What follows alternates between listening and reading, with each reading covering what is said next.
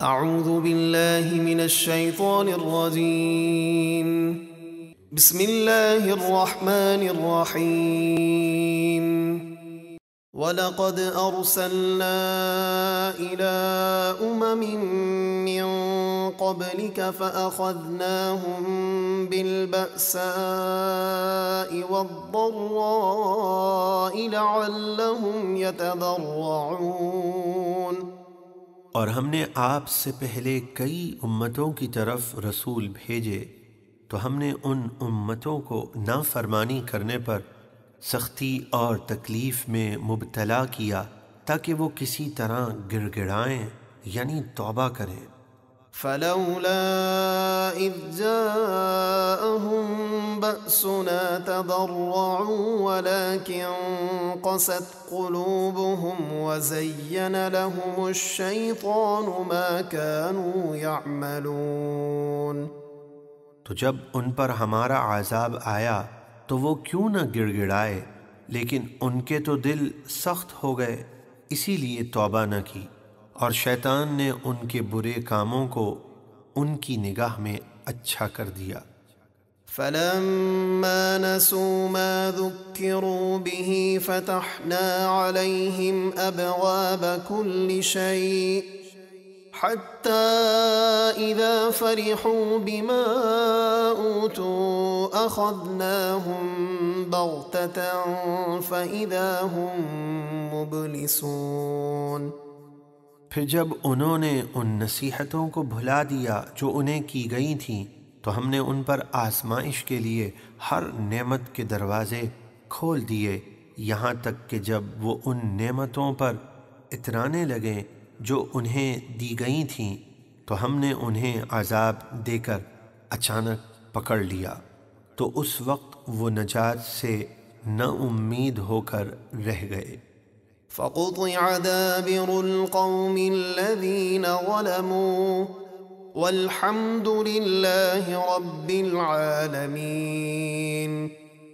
تو ظالموں کی جڑ کاٹ دی گئی، یعنی سب کے سب ہلاک کر دیے گئے، تو تمام خوبیاں اللہ ہی کے لیے ہیں جو تمام جہانوں کا رب ہے۔ قل أرأيتم إن أخذ الله سمعكم وأبصاركم وختم على قلوبكم من إله غير الله يأتيكم به انظر كيف نصرف الآيات ثم هم يصدفون۔ آپ فرما دیجئے بھلا بتاؤ تو اگر اللہ تمہارے کان اور تمہاری آنکھیں لے لے اور تمہارے دلوں پر مہر لگا دے تو اللہ کے سوا کون خدا ہے کہ جو تمہیں یہ چیزیں لا دے؟ دیکھیے ہم کس کس انداز سے آیتیں بیان کرتے ہیں، پھر بھی وہ منہ پھیر لیتے ہیں۔ قل أرأيتكم إن أتاكم عذاب الله بغتة أو جهرة هل يهلك إلا القوم الظالمون۔ آپ فرما دیجئے ذرا بتاؤ اگر تم پر اللہ کا عذاب اچانک یا ظاہر ہو کر آ جائے تو ظالموں کے سوا کون تباہ ہوگا؟ وما نرسل المرسلين إلا مبشرين ومنذرين فمن آمن وأصلح فلا خوف عليهم ولا هم يحزنون۔ اور ہم رسولوں کو خوشخبری دینے اور ڈر سنانے کے لیے ہی بھیجتے ہیں، تو جو کوئی ایمان لائے اور نیک ہو جائے تو نہ ان پر کوئی خوف ہوگا اور نہ وہ غمگین ہوں گے۔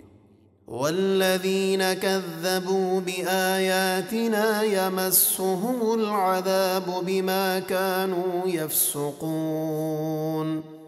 اور جنہوں نے ہماری آیتوں کو جھٹلایا انہیں ان کی نافرمانی کی وجہ سے عذاب پہنچے گا۔